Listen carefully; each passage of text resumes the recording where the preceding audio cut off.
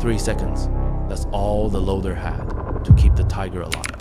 In those 3 seconds, a man's entire world was reduced to steel, smoke, and fear. Inside the most feared tank of World War II, the German Tiger I, the loader, was the heartbeat. His job? Feed the beast. 70-pound shells, each nearly as tall as a child, had to be rammed into the massive 88mm gun as fast as human hands could manage. Every delay meant death not just for him but for his entire crew.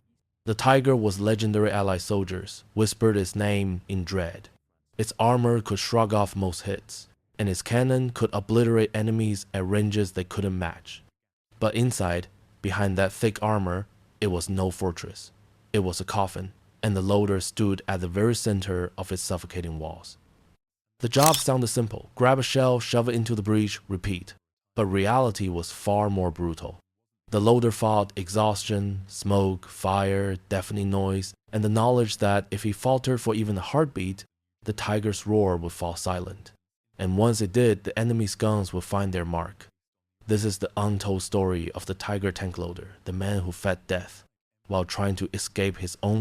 By 1942, the war in Europe had entered a brutal new phase. On the Eastern Front, the German Wehrmacht was locked in a titanic struggle with the Soviet Union, fighting across endless plains, frozen forests, and cities reduced to rubble.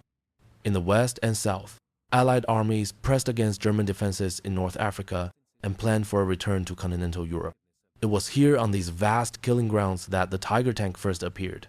Towering nearly 70 tons of steel, the Tiger was unlike anything the Allies had faced.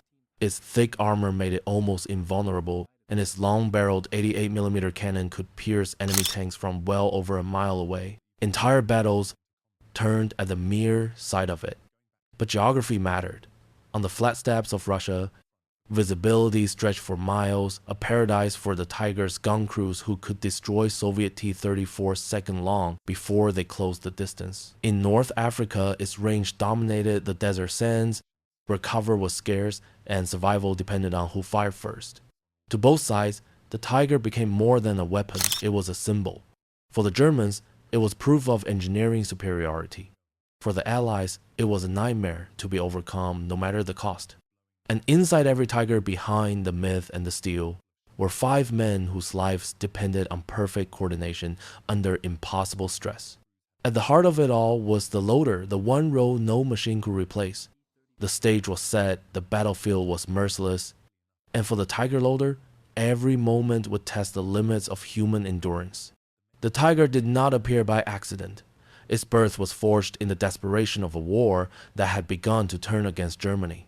By 1941, the Wehrmacht's blitzkrieg had carried Hitler's armies deep into Soviet territory. Yet the momentum faltered. The seemingly endless waves of T-34 second and KV-1 second stunned German commanders. Their own Panzer III and IV tanks, once feared across Europe, now found themselves hopelessly outmatched. German shells bounced harmlessly off Soviet armor, while Soviet guns tore their lighter tanks apart. Berlin demanded a solution. The order was simple but ruthless. Build a tank no enemy could match. The result was the Panzerkampfwagen VI. The Tiger crews who received this machine in 1942 were handpicked, often veterans from elite panzer units. Their training was relentless, drilled not only in gunnery and mechanics, but in the brutal discipline of surviving inside 70 tons of steel. Commanders were told they now held the decisive weapon of the war, a weapon meant to restore German dominance on the battlefield. But reality was harsher than the propaganda suggested. Supplying a Tiger was a nightmare. Each tank guzzled fuel at terrifying rates, required special rail cars to move, and broke down more often than German engineers would admit entire supply. Chains had to bend around them. Still, when the Tigers rolled out for their first battles, the promise of invincibility traveled with them. The Soviets, however, were not blind. Intelligence reports spoke of a massive new tank, though few believed the rumors. At first, many frontline soldiers dismissed it as German exaggeration. It was only when wrecked T-34 second littered, the fuels destroyed from impossible ranges, that the Red Army understood the monster was real. The mood before those first engagements was deceptive. In the German camps, crews oiled machinery, stacked ammunition, and rehearsed firing drills in a tense mechanical rhythm. There was pride but also unease. The Tiger was new, untested, in a chaos of real combat. For the Soviets, the calm before battle felt heavier like the air before a storm. Soldiers smoked their last cigarettes, tightened bootlaces, and muttered curses against the unknown weapon waiting for them. Then the silence of the battlefield broke. Engines roared, treads bit into the earth, and 70 tons of steel began to crawl toward the front. The Tiger was about to speak for the first time, and the world would never forget its voice. The Tiger's first roar came on the Eastern Front near Leningrad in late 1942. German High Command wanted to unleash their new weapon, where the fighting was fiercest, to smash Soviet lines and prove the Tiger's invincibility. But the battlefield was no proving ground. It was a graveyard of mud, ice, and fire. The terrain turned against them almost immediately. At 70 tons, the Tiger sank into marshes, where lighter tanks could still maneuver. Frozen ground cracked under its weight, bogging it down like a trapped animal. Mechanics cursed in the freezing wind as engines stalled, transmissions snapped, and tracks locked with ice. The Tiger had power, but no grace. It moved like a giant chained to the earth. The Soviets were quick to notice. Red Army scouts spread word of the massive new machine, and commanders ordered desperate countermeasures. Anti-tank gunners hid in forests, waiting for the behemoth to lumber into range. Mines were buried along likely paths, not to destroy the Tiger outright, but to cripple its tracks and leave it stranded a steel fortress turned immobile target. Infantry swarmed with Molotov cocktails.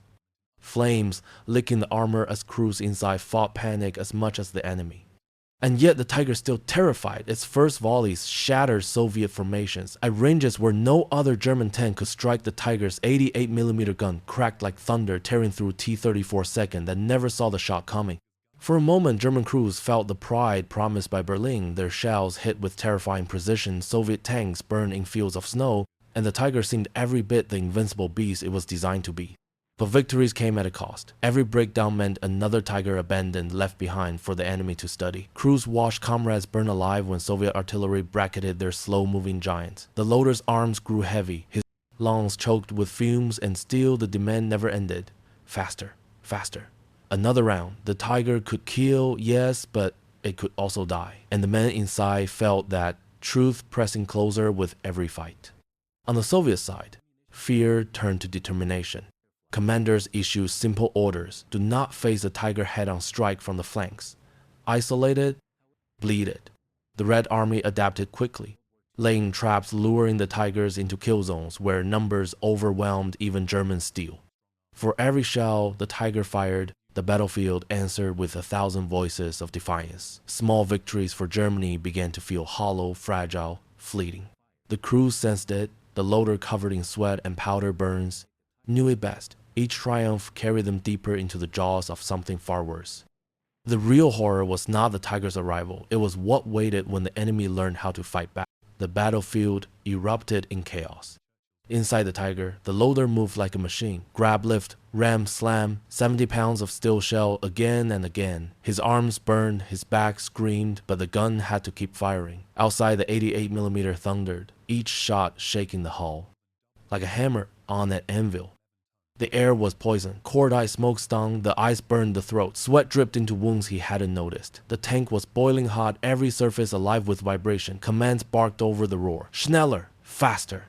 Through the narrow sights, the gunner picked targets T-34 second, bursting into flame. Men running tiny against the vast white fields, the loader couldn't look. He didn't have time. He lived between the ammunition racks and the breach, the endless rhythm of death.